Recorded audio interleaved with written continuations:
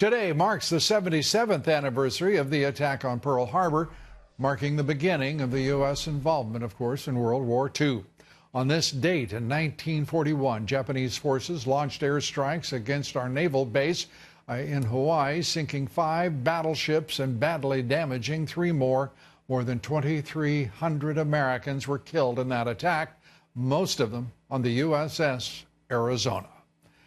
Joining me tonight, retired 4-star General, Fox Business Chief Strategic Analyst, General Jack Keane. General, it's great to have you with us. I want to note, too, that this is the first time that there will be no survivors of the Arizona attack participating in the ceremonies in Hawaii.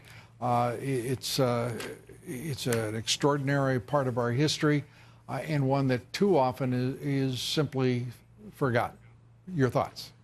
Well, first of all, they will never be forgotten. And that's one of the great things about this nation is we truly honor those who sacrificed everything, absolutely, to protect us and to keep our values intact and what America stands for. So, yes, and it was an incredible day. It's a day that changed the world, and that's the reality of it. And it did indeed change the world. And the United States today facing certainly the prospect of every bit as many forces that are hostile to our interest, to our way of life, whether it be China, whether it be Russia, Iran, other countries around the world. But certainly right now in focus is China and their intentions, as the president is now engaged in a 90-day period to reach an agreement on balanced trade and the end of Chinese theft of U.S. intellectual property and technology. How important is the outcome of these negotiations to frankly, a world peace? Well, it's critical. The national security strategy and the defense strategy, derivative of it, have both identified China as the strategic long-term threat to the security of the United States. And that's not mincing words like the previous administration did when they tried to huddle around China, as opposed to identify them as a security threat.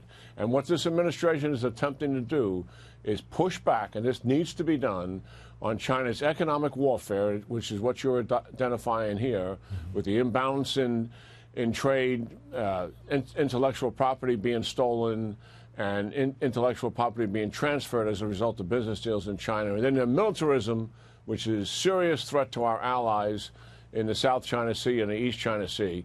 This has got to be confronted, and the administration is doing just that.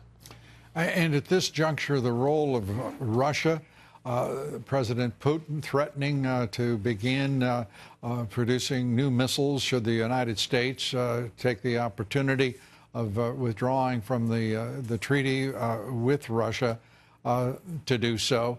Vladimir Putin appears to be provocative on every level, whether it be in working in concert with OPEC and driving against the U.S. interest, crude oil prices higher around the world by cutting production, whether it be in threatening, in point of fact, the Ukraine, after having seized Crimea. There doesn't seem to be much end to the expansionist visions and ambitions of both China and Russia.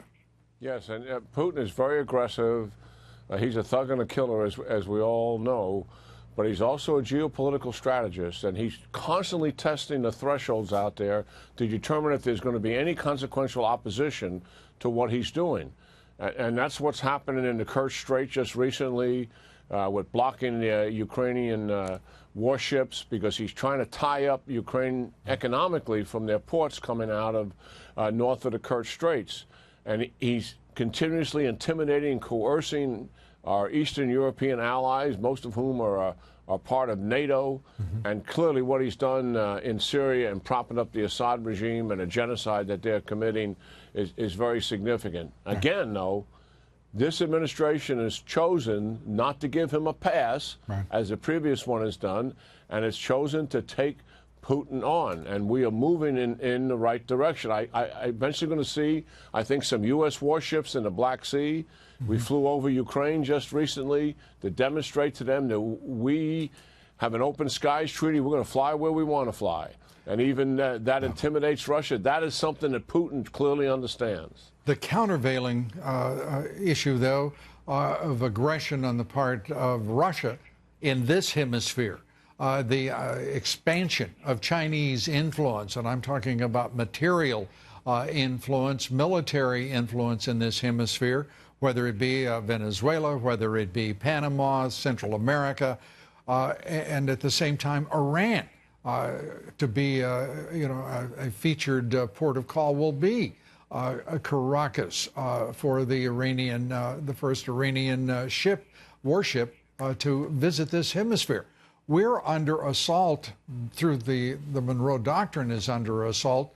What will be our likely response?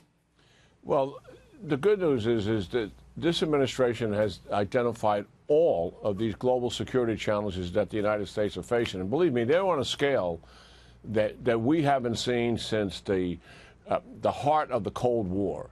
And the fact that they're as varied as they are makes it, in a way, considerably more challenging. We're not even hearing the national left-wing media, General, even report on these provocations by the Iranians, by the Russians, and the Chinese contemporaneously in what is our sphere of influence. Yeah, that's absolutely true. And this is the price paid for 8 years of passivity, 8 years of disengaging, and our adversaries so emboldened that they come right to our hemisphere, just go south of us, and they've got Hezbollah in there, the other radical Islamic groups are in there, the Iranians are having influence, the Chinese have significant economic influence in South America and Central America. General, thanks so much. Always good to have you here. General Jack Keane.